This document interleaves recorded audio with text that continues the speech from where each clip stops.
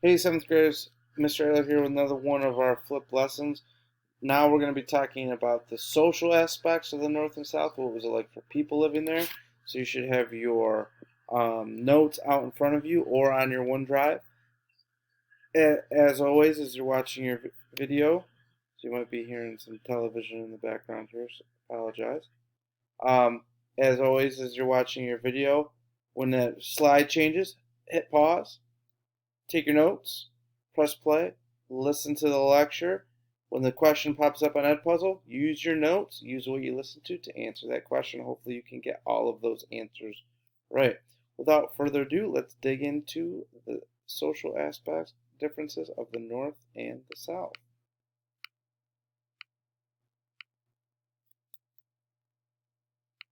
Oops, jumped ahead there. All right, so first thing that is happening in the North is this concept called urbanization. Now, by 1860, we're not talking the huge numbers that we're going to see later that you're going to talk about in 8th grade in the 1880s, early 1900s. But we have seen a tripling of the population in cities. This is what urbanization is. People in the North are moving to the cities. Why? Because they can make money in jobs and factories. It is getting more difficult to make money through farming. People are losing their farms. Farms are becoming larger because of mechanization. And the small farms are starting to kind of go the wayside to larger farms. So those farmers who don't have any jobs are moving to the cities. And again, we're still, most people are living in a rural area, but we're seeing a tripling of the number of people living in urban cities. This is the concept of urbanization. And it's happening in the North. All right, ooh, looks like I'm kind of stuck on one of the words. Let me come kind of down here. All right, society in the North. The other thing that is leading to growth in northern cities is going to be immigration. Now, in the 1850s, 1860s, you're seeing that immigration largely from Western European countries. Ireland is going to be the biggest at about 40% of the immigration during this 1820, 1860 coming from them. Next up is going to be Germany. Next up is going to be Great Britain. Why are they coming to America? They're coming for jobs. Why are they going to the North? For jobs in factories in cities. And this immigration is going to steadily increase. The number of immigrants, as you can see, per decade are going to increase. And this is really a kind of drop in the barrel compared to the type of immigration we're going to see in the late 1800s, early 1900s. That immigration is going to shift, but it's going to be largely the same, looking for those jobs in cities. So part of the urbanization was movement of people in the North, but it was also due to immigration. Now I'm lost. Cities weren't the easiest place to live. They still have that idea of some of these things. They still haven't shed some of these ideas, but particularly in the mid 1800s, cities were dirty places. They didn't have public systems that they have today. They didn't have sewers. They didn't have paved streets. They didn't have garbage collection or things like that we kind of see as something that would be a no brainer. One of the biggest issues that cities had was dealing with animal feces. Horses, pigs, all the animals that were in the streets just went to the bathroom wherever they were, and nobody really picked it up. So you would have literally piles of this stuff rotting in the streets. It was not, a great place to be, but why were people there? They were there for those jobs in factories. In the North, in the cities, you did see at this point. Remember, by the 1850s, we're no longer, really by the early 1800s, we're no longer bringing African slaves to the Americas. Are the enslaved people at this time are, we call, African Americans who were born in the Americas. Some of those folks have made their way north, and in the North, some of those folks are free.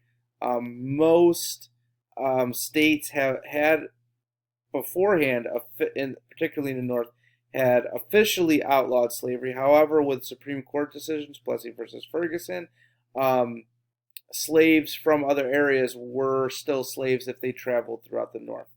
Even though they were free, they were definitely not treated equal. While slaves in some areas could own property, other or not enslaved people, free African Americans could own property, could have their own businesses. Many of them could not vote, um, particularly if they didn't own property. And many were not treated with the same political, social, and economic rights as white Americans during this time period. Flip over to the South. In the South, really, the culture of slavery is going to dominate just about everything in the South, and it's going to start with they have a very, very rigid social structure, meaning it is almost impossible to move. Plantation owners at the top are going to dominate every aspect of Southern society, even though they are the smallest percentage of the population. As you can see from the chart, only 8% own 5 or more slaves. Now, when we get to those really large plantations that have, many, many, many, many, many enslaved people, and I think I mentioned, owning enslaved people, um, they're still going to be the most powerful folks. In the middle are going to be white farmers, most of which who did not own enslaved people and worked their own land. And then at the bottom, roughly, some estimates 30%, some estimates 40%. Now this is the entire South. In certain states in the South, the enslaved population did exceed that of the white population. But those enslaved African Americans are going to be at the bottom. It is virtually impossible by their for an enslaved African to move up in that social status. There were slave owners who were emancipating or granting, or enslaved people who owned enslaved people emancipating the enslaved. There was enslaved people who were risking their lives to go to freedom in the North via the Underground Railroad. But that kind of, I work hard and I move up the social ladder was not happening for really anybody in the South. It was very, very difficult to move up in that regard. Wealthy plantation owners are going to dominate Southern economy and politics, even though they are the smallest group in that social order. Everything that the South does is going to be under the issue of protecting slavery and the practice of enslaving people. Their economy depends on it. Cotton is king. Just about everything revolves around cotton. They're using cotton. They're not manufacturing a lot of products. They're using cotton to trade. They're using cotton to sell, to buy the goods that they want. And everything in the 1800s politically is going to come down to the culture of slavery in the South. Not only in the South, but it's also going to impact the North. Wealth in the South is going to equal how much land do you own, how many enslaved people that you own. And you can see throughout the South, there was huge swaths of population where the enslaved population, anything in that dark red, means the enslaved population exceeds that of the white population. And we're going to look at some other maps and some other activities where you can see how that change happened over time, where the enslaved population in the South grows. Again, it is not growing from enslaved peoples coming from Africa.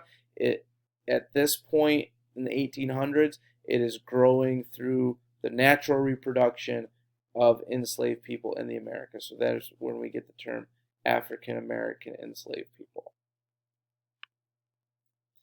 Most white farmers in this time period are working their own land. As you can see, about 50% of those folks are working their own land. But again, political, social, economic power really is not in their hands. It's going to belong to those enslaved owners, particularly on large plantations.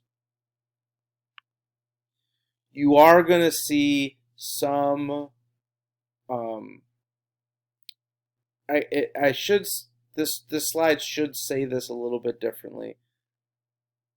But the main point is you did see some free African Americans in the South.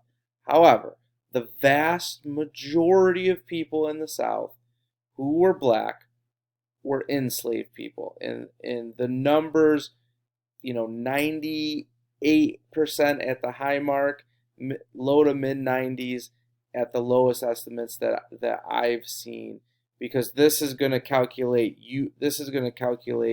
total US population. So in these numbers, Mr. Ayler, you're saying 2%, but it says 14% over here or 11% over here. That is going to be the population, including the North.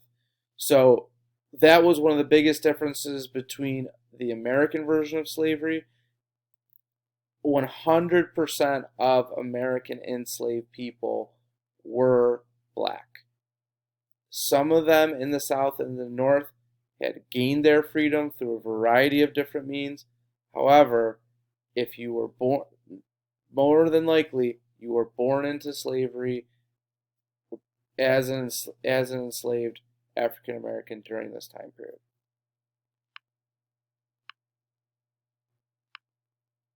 All right, that's our flip lesson for today. It went a little over our 10 minutes, but this is kind of a big one to discuss. Hopefully you got those notes. Hopefully you got all the questions answered in your Ed puzzle. If you have any questions, as always, hit me up on Schoology. Ayler out.